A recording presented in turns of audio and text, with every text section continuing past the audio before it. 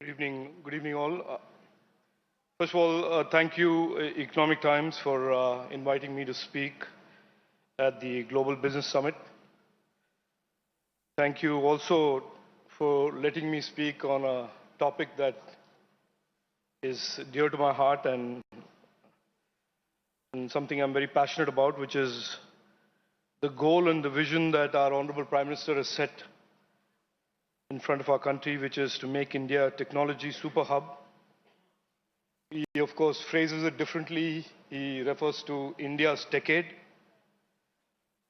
He's also, as is known by all of us, very clear in terms of his goals and expectations. He's also spelt it out as a $1 trillion digital economy goal, for which we are currently working on and engaged in.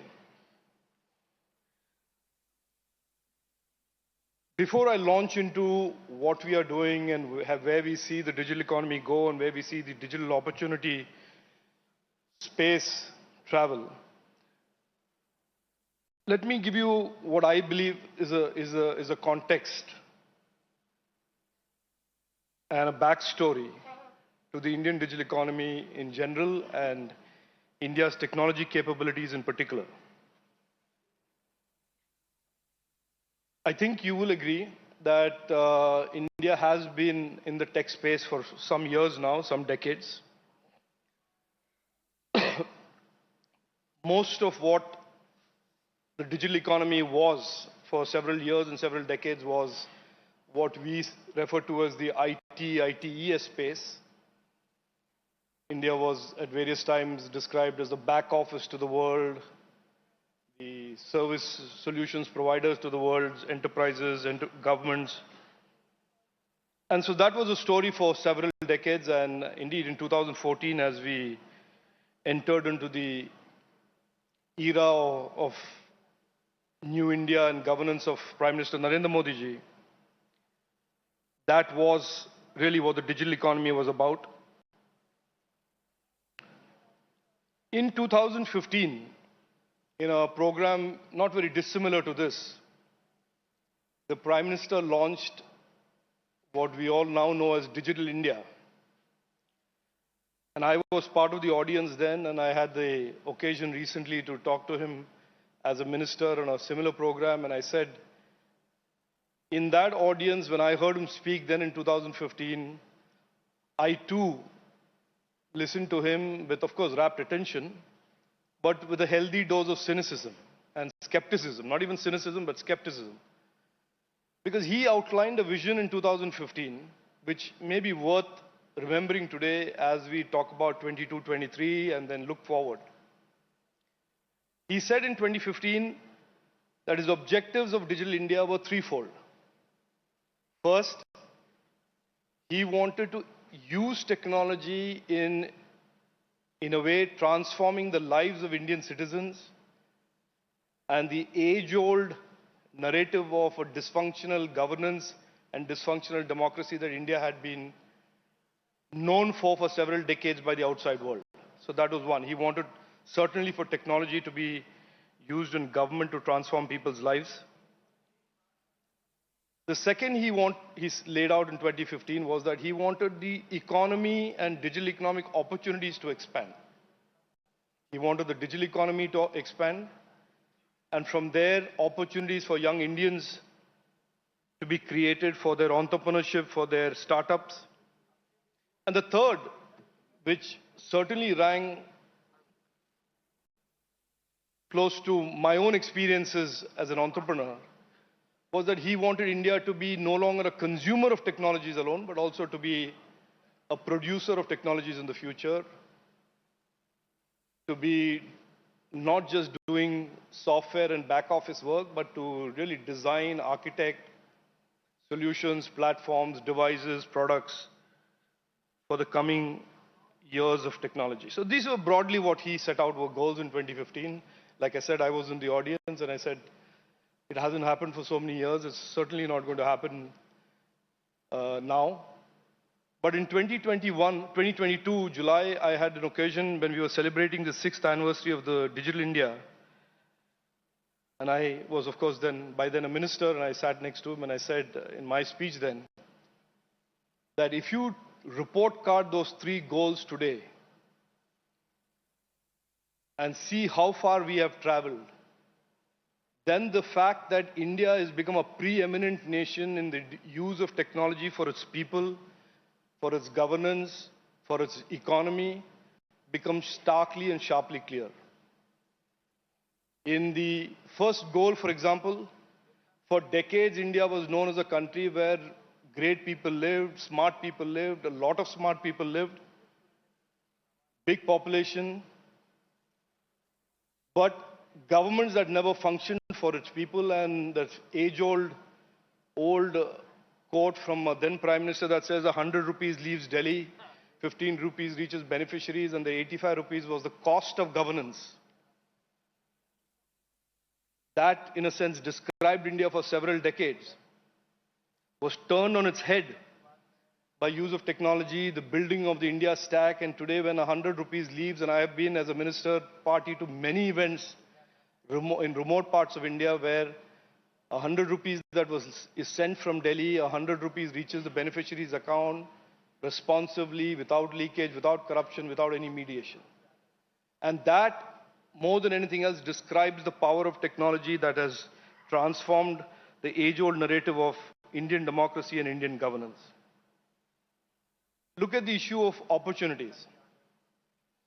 In 2010, in Parliament, I remember I was an MP then, I raised this issue how 10 groups in India had cornered 98% of the Indian banking system's net worth. And while there were many smart people in India, most opportunities, you hear about stories of Satya Nadella or Sundar Pichai, opportunities and stardom and success really came only for youngsters without any famous last name or any great connection. If they left India, went abroad. And in 22, if you look report card that particular fact, you find today 90,000 startups, 102 unicorns, no famous last names. Nobody is connected with a famous grandfather anyway. They've all built their franchises, built their enterprises, built their brands, raised capital, and made successes on their own. That is again a transformation possible because of technology and digital India. And third is this whole narrative about we should just blandly take technology from the West, be a consumer. I certainly experienced that as a telecom entrepreneur where every piece that I incorporated into my early networks, GSM networks, came from a vendor in Europe, vendor in the US. And perhaps the only thing that we used locally were the little cabins that we then designed and made here and the screwdrivers that used to unscrew the cabinets of the transceivers or the base stations. To today, us having startups that are doing work in 5G, creating pieces of the 5G network that are architected here, designed here, semiconductors, devices, products, software as a service platforms, internet platforms that are scalable, that are delivering services and products to the world. So I think even in that narrative, we have made tremendous progress, and it's certainly clear to the world at large and to us in particular that the future of technology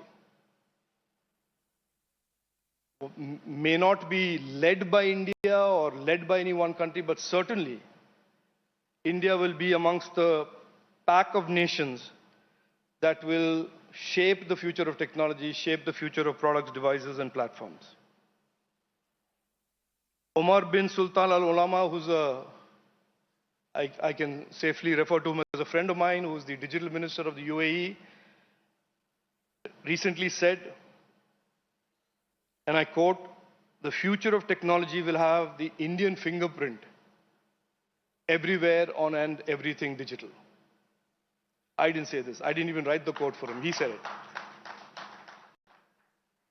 Pat Gelsinger, who used to be my old boss at Intel, he's now the CEO of Intel, and he's a legend on his own in the semiconductor space.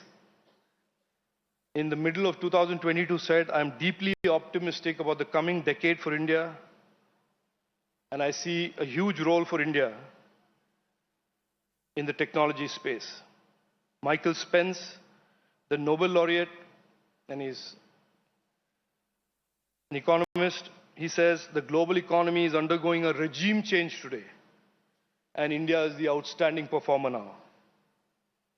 And I can go on about quotes because it's safer to use a quote of a foreigner, because certainly me saying my belief about the future of India's decade, or indeed the Prime Minister on August 15, 2021, describing the India decade as a decade full of technology opportunities, and that decade of technology opportunities will be built by our young Indians, sometimes doesn't cut it enough or isn't important enough for Indian media. So, which is why I have to trot out the observers of the Indian economy and their observations about the Indian economy to in a sense, reinforce our vision about the future digital economy. Why is digital in today's post-COVID world, and I think you all understand the tremendous role that the investments in Digital India, the India Stack played during COVID, and I will not go down that road. I think that case has been made, placed in front of the Indian people, and has been understood and recognized.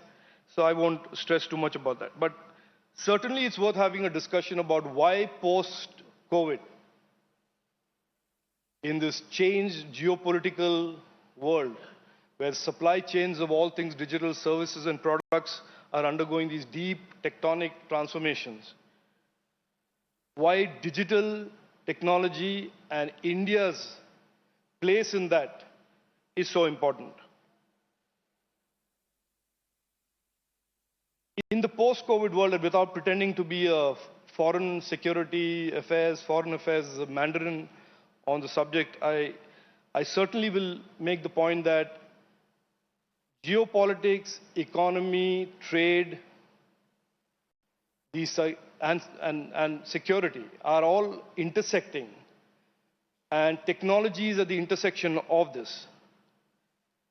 And there is a famous quote, almost prescient quote, by our national security advisor from, I think, 2016 or 15, when he said that the future battlefields will be dominated by those who have either economic power or technology power, economic power and technology power. And if it is a case of having to choose between the two, the battlefield will be dominated by, and I don't mean battlefield as in battlefield with, guns and arms, but battlefield as in the economic battlefield, will be dominated by those who are strong in technology capabilities. I mean, that thought, that vision is true today. And it is at that intersection that technology lies. And our Prime Minister has laid out a goal of $1 trillion digital economy by 2026. And like I said, we started with our opening balance was the ITES business and the businesses. We have, over the last 5 years, built a nation where 80 crore Indians, 800 million Indians are online. And by 25, that number will be 120 crore, 1.2 billion Indians online, making India the largest connected country in the world, and certainly the largest presence on the global internet is the Indian internet. And this has happened over the last 8-9 years. Our vision going forward, our goals going forward, like I said, hinges around the $1 trillion digital economy mark. We're unwaveringly laser focused on that goal. And that goal will be met, like I said, ITES continues to grow, and that will continue to grow as the digitization of the world is even further accelerating post-COVID. The internet is the other great opportunity for India and Indian startups. With the new digital data protection bill and the national data governance framework policy, the data economy, what we call the internet plus economy, and AI will become another big area for us. And AI, I have referred to, and we view this as a kinetic enabler of the digital economy. I think what ChatGPT has recently shown and how ChatGPT can take a long-lost, discarded search engine like Bing and suddenly make it competitive and relevant with the dominant force of the Google search engine, tells you the power of AI. We are focused also on the whole compute side. As automobiles siliconize, as mobility is becoming all pervasive, and compute and cloudification, cloudification is driving compute, we will shortly be launching an India Open Compute Initiative.